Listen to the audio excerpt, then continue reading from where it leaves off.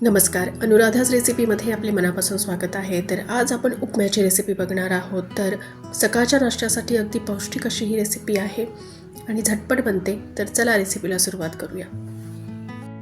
तर उपमा बनवण्यासाठी मी सर्व पूर्व तयारी करून घेतली आहे. तर इथे मी 1 वाटी रवा घेतला आहे आणि मटरचं सीझन आहे तर थोडे मटरही घेतलेत, थोडे शेंगदाणे घेतलेत आणि ज्या भाज्या माझ्याकडे अवेलेबल होत्या त्या मी चॉप करून घेतल्यात. 1 कांदा मी बारीक चिरून घेतला आहे, थोडी हिरवी मिरची चिरून घेतली आणि सर्व व्हेजिटेबल्ससुद्धा फाईनली चॉप करून घेतल्यात.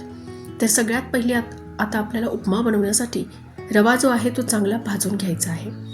तर कढईमध्ये मी रवा हा ड्राय रोस्ट करून घेते आहे, तेल वगैरे नाही टाकलं आहे आणि चांगला खमंग असा वास येईपर्यंत रव्याला आपल्याला भाजायचं आहे. मीडियम फ्लेमवरती किंवा लो फ्लेमवरतीच रव्याला भाजा. जर हाय फ्लेम केला तर लगेच रवा हा करपून जाईल आणि मग त्याची कडवट चव येते.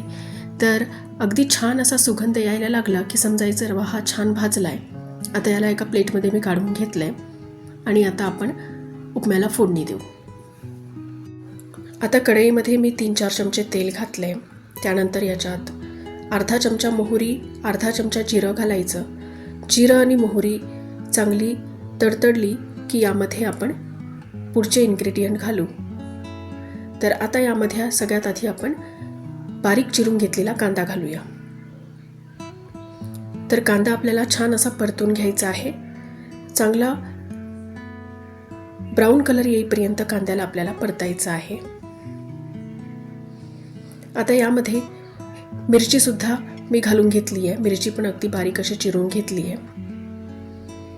तर कांदा आणि मिरची आपल्याला चांगली परतून घ्यायची आहे.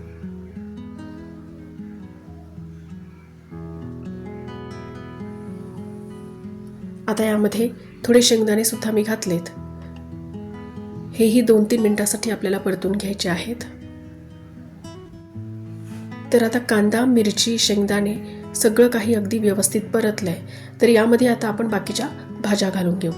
तर इथे मी 1 बटाटा घेतलंय, 1 टोमॅटो घेतलं होतं, छोट्या साईजचं टोमॅटो आहे. त्यानंतर थोडी फ्लावर मी चिरून घेतली आहे.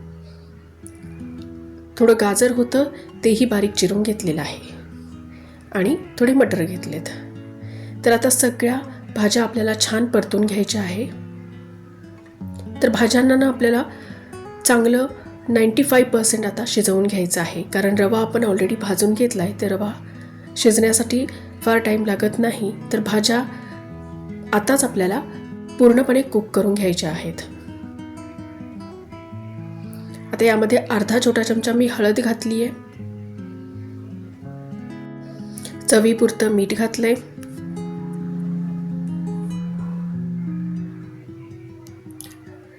हळद अशी तेलामध्ये घातली की हळदीचा अगदी छान रंग उपम्याला येतो. तर ही रेसिपी अगदी झटपट बनते आणि सकाळी नाश्त्याला खूप चविष्ट सुद्धा लागते आणि पौष्टिक सुद्धा आहे. तर आता सर्व भाज्या आपल्याला छान कुक करून घ्यायच्या आहेत. तर मी झाकण ठेवून भाज्या शिजवून घेते आहे.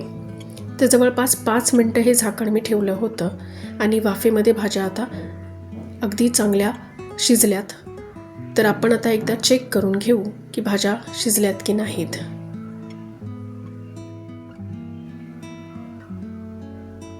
तर बघा, भाज्या आपल्या अगदी व्यवस्थित शिजलेल्या आहेत.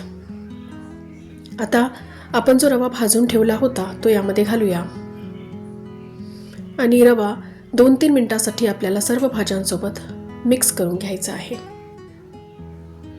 रवा आपण आधी भाजून घेतला आहे त्यामुळे आता जास्ती त्याला भाजायची गरज नाही आहे. आता यामध्ये गरम पाणी घालायचं. थंड पाणी घालू नका. जर आपण थंड पाणी या स्टेजला घातलं तर उपम्यामध्ये गुठळ्या होतात आणि गरम पाणी घातल्यानंतर सुद्धा उपम्याला चांगलं हलवत राहायचं आहे, म्हणजे गुठळ्या होत नाहीत. तर बऱ्याच लोकांना पातळ उपमा आवडतो. तर पाण्याचं प्रमाण तुम्ही त्यानुसार ॲडजस्ट करून घ्या. जर तुम्हाला जास्ती पातळ उपमा आवडत असेल तर पाणी हे तुम्ही थोडं जास्ती प्रमाणात घाला. तसंही उपम्यामध्ये थोडंसं पाणी सुरुवातीला जास्तीच घालायचं, कारण रवा जो आहे तो पाणी सोक करून घेतो. आता तुम्ही बघू शकताय की उपमा हा शिजत आलाय आणि बऱ्यापैकी घट्टसुद्धा झालेला आहे. आता यात आपण वरतून भरपूर अशी कोथिंबीर घालून घेऊ